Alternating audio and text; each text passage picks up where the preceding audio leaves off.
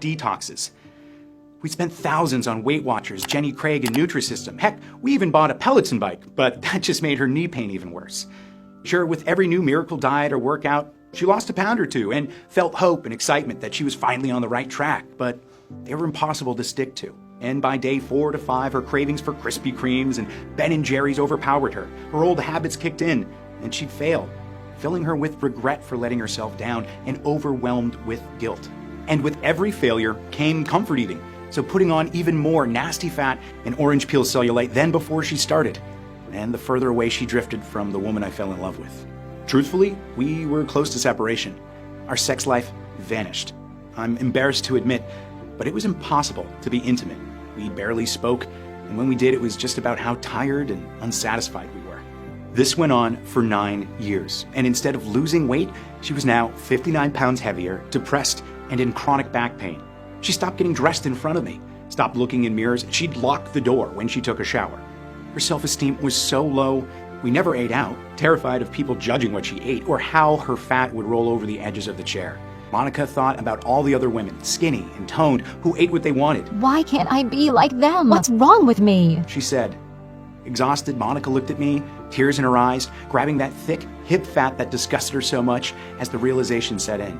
She was going to be overweight for the rest of her life. I can't live like this anymore, she said. I've never felt so hopeless in all of my life. You see, I know exactly what you're going through because I saw Monica live those feelings every day. 3 months later, our darkest fears were realized. We were sitting at the dinner table when her face suddenly dropped and turned deathly white. She collapsed on the floor like a dead weight, dragging the table cover with her. Plates smashed violently and the girl screamed. The ambulance rushed her to the hospital and they kept her in overnight for observation. She was lucky to be alive. If you are overweight, you're 60% more likely to have a heart attack or stroke, 80% more likely to have a coronary artery disease, and 22% more likely to get Alzheimer's or memory loss. Scary, isn't it? And as I sat by Monica's side, holding her cold and frightened hand in mine, I felt angry and ashamed. Angry at the deceitful weight loss industry, who for over a decade had drained our bank accounts, and whose solutions only made my wife sicker. Ashamed because I promised to take care of her, but I didn't know how. My heart constricted in my chest at the thought of losing her, of Jessica and Isabel losing their mommy. That night we prayed to God for a miracle. Please don't die, Mommy. Please don't go. And I know he heard us, because Monica made an incredible recovery that night. And what happened next was the most bizarre and eye-opening moment of my life, and the breakthrough we needed, and you need too. In the morning, a breaking news report appeared on TV. I turned up the volume. Leaving court today is Dr. Vincent Lamb, a 62-year-old consultant doctor who's claiming obesity has already been cured and that, quote, the fraudulent weight loss industry is hiding it from you.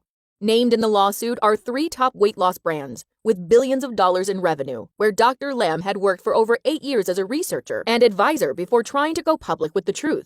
However, today, the weight loss brands won in court again and actioned yet another cease and desist, his 4th this year. Dr. Lamb has already spent a small fortune fighting them for the right to reveal what he calls the biggest weight loss secret in the past 100 years. The question remains, will he ever succeed in doing so?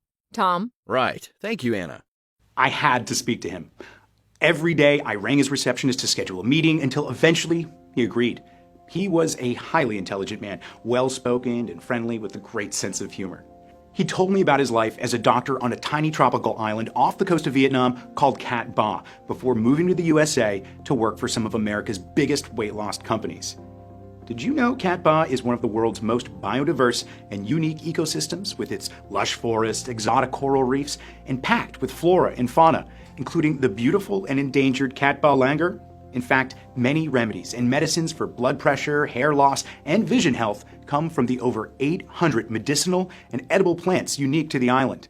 And while he told me about the wonders of his home island, I told him all about Monica's heartbreaking 16-year struggle with her weight, how it had affected every part of our lives and our kids too.